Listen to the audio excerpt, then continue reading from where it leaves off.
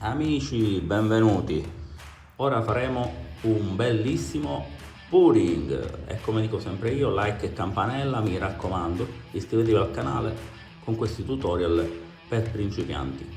Allora, questa stavolta faremo già con una tela, ecco vedete, che è un pochettino impregnata, una tela nera, comprata così, gli ho messo già i soliti tondini che invito a vedere nel video dell'unboxing.